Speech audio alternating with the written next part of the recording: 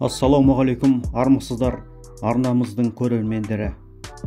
Алдыңғы өткен блогтарымызда Ақыртас қалашығы жайлы сіздерге көрсеткен болатынбыз.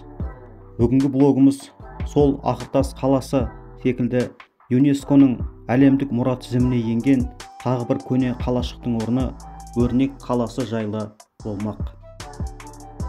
Өрнек қалашығы Жамбыл облысы Тұрар Рысқұлов ауданы Өрнек ауылының оңтүстік шығыс жақ бетінде Қырғыз Алатауының етегінде орналасқан. Өрнек ауылымен арасы шамамен 6 шақырымды құрайды. Жалпы Өрнек ауылы мен Өрнек қалашығының аралығында ешқандай асфальт жол жоқ. Тек ауыл арасындағы жай шаңдақ жол бар екен. Егер де алда-жалда бұл қалашықты көруге келу жоспарларыңызда болса, онда жол талғамайтын арнайы көлікпен келулеріңіз қажет. Себебі жай клиренсі төмен жеңіл көлікпен бұл жолмен жүре алмайсыздар. Өрнек ауылындағы тұрғындардан жол сұрап және жол бойында кездескен малшылардан жөн сұрау арқылы біз ақыры Өрнек қалашығының орнына жеттік. Осы жолда біз көлігімізді жолдың бойына қалдырып, жолдың бойынан шамамен 400 метр жерде орналасқан қалашыққа жаяу жүріп бардық. Қалашыққа жеткен жерімізде ең бірінші көзімізге түскені Өрнек қалашығы деген тақта және жанында бөлініп жатқан мрамор тақта. Бұл мрамор тақтада Өрнек қаласының тарихы үш тілде жазылған екен. Бұл тақта тасты сындыру кімге қажет болғанын біз түсінбедік.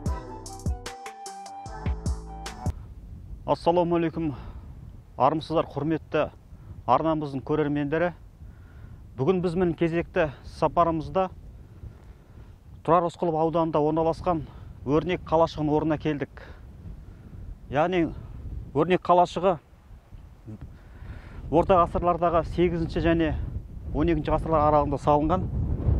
Міне мынау көріп тұрғандарыңыз мына үйінділер сол Өрнек қалашығының орны. Бұл осы Тараз, Ақыртас, Өрнек, Төлкіл қалашықтары осы жібек жолының бойында орналасқан. Енді бұл жерде Ақыртас қалашығы секілді толық жұмыстар жүргізілмеген, яғни қазу жұмыстар. Тек қана бұл қаланың орны мынандай үйінділер. Көріп отқандарыңыздай мынау қаланың орны үйінділер, мынау қаланың қорғаны төрт бұрышы. Арғы бетінде қорғандары бар.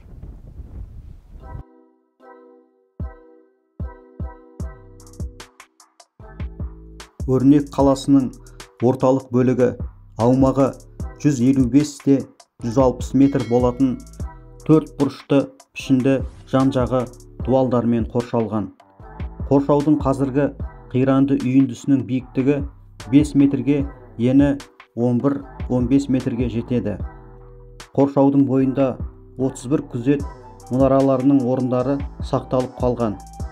Қазба жұмыстары Өрнектің 8-12 ғасырларда гүлденген қала болғанын көрсетеді. Міне мынау жерде осы Өрнек қалашығының ортасында біз аралап жүріп, мынандай төрт бұрышты ордың жанына келіп тұрмыз. Бұл жерде не үшін бұл орды қазғанын сірә осы жерде археологтар келіп, осы жерді қазып жұмыстар жүргізген болу керек.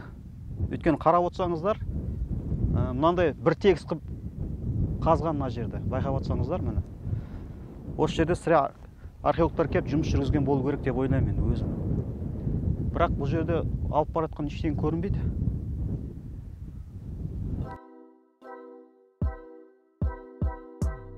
Өрнек қалашығының орнына 1985-1986 жылдары Карл Байпақов жетекшілік еткен экспедиция зерттеу жұмыстарын жүргізген. Қазба жұмыстары барысында таспен безендіріліп жасалған 4 колонна табылған. Мықты бекіністің, мешіттің, әсем сарайдың орындары табылуы Өрнектің өз заманда жоғары дамыған қалалардың қатарына жатқандығын айқын көрсетеді.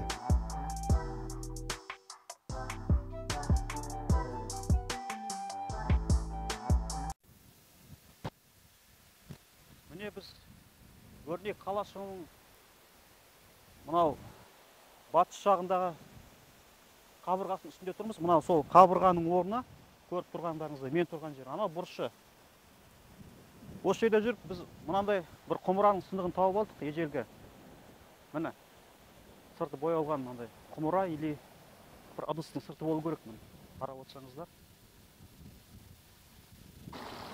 Міне біз осы қаланы аралау барысында бірнеше жерде мынандай түрлі құмыралардың, қыш ыдыстардың сынықтарын тауып алдық. Міне сыртында бедері бар.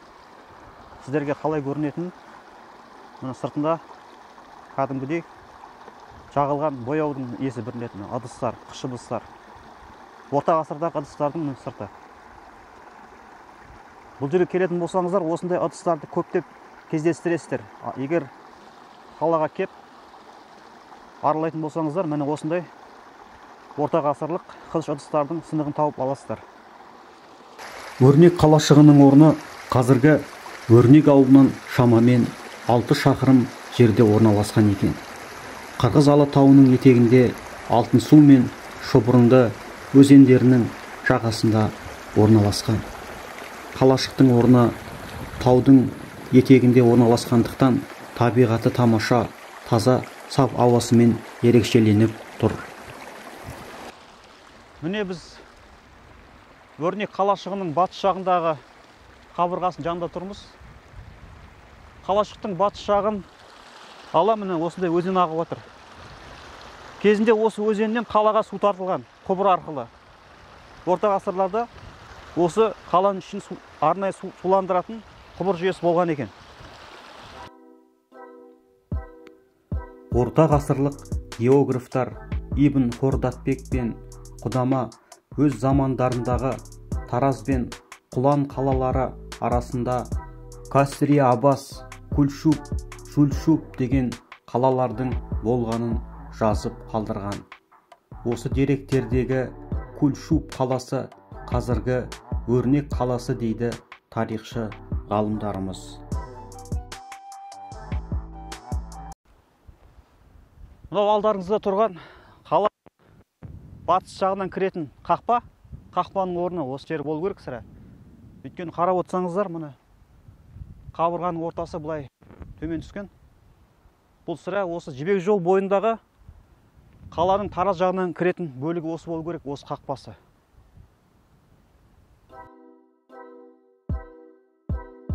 Өрнек қалашығы орта ғасырларда өмір сүрген Қарлұқ мемлекетінің белді рухани қаласы болған. Қаланың географиялық орналасқан жері мен онда жүргізілген археологиялық қазба жұмыстары бұл қаланың Ұлы Жібек жолы бойындағы сауда-саттық пен қолөнер және отырықшылдық шаруашылығы дамыған қала болғандығын көрсетеді.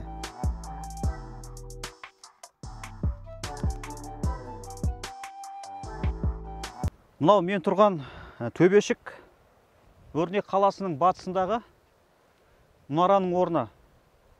Өздеріңіз білетіндей, орта ғасырда осындай қалашықтардың төрт бұрышында мұнара болатын болған. Бұл мұнара не үшін қажет? Себебі ол кезде білесіздер, қазіргідей ұялы телефон деген жоқ. Сол себепті жау кеп қалатын болса, осы мұнарадан қарап бақылап отыратын болған. Алыстан келіп қалған керуендерді көру үшін, алыстан келіп қалған жауларды байқау үшін осындай мұнарадан арнайы сақшылар қарап тұратын болған екен. Мынау мен тұрған сол төбешік осы Өрнектің батыс жағындағы мұнараның орны. Қарап отырсаңыздар, міне көрініп тұр.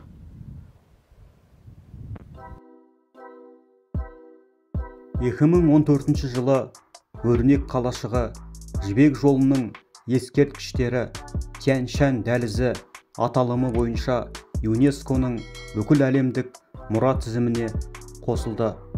2017 жылы Өрнек республикалық маңызы бар тарих және мәдениет ескерткіштерінің тізіміне енгізілді.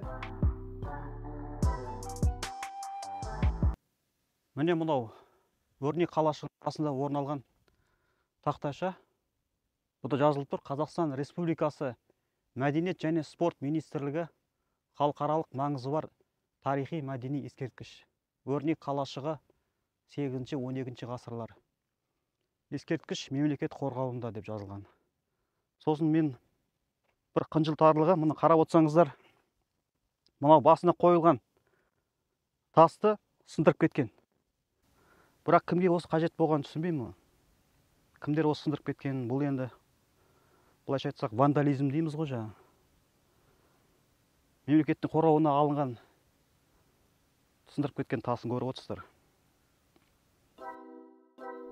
Бүгінгі өрнек қалашығы жайлы бейне блогымызды аяқтай келе, ЮНЕСКО-ның тізіміне енген бұл қалашықтың алдағы уақытта Ақыртас қалашығы секілді туристерге келуге ыңғайлы жағдай жасалынып, қалашыққа дейінгі арнайы тас жол төселу керек екендігін айта кетуді жөн көрдік.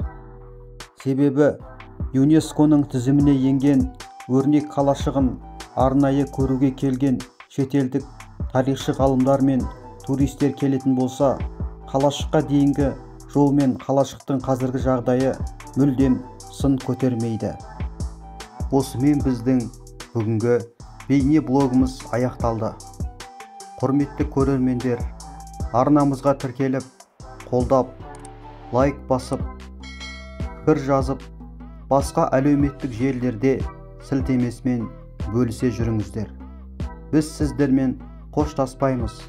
Тек келесі кездескенше Алла амандығын берсін дейміз.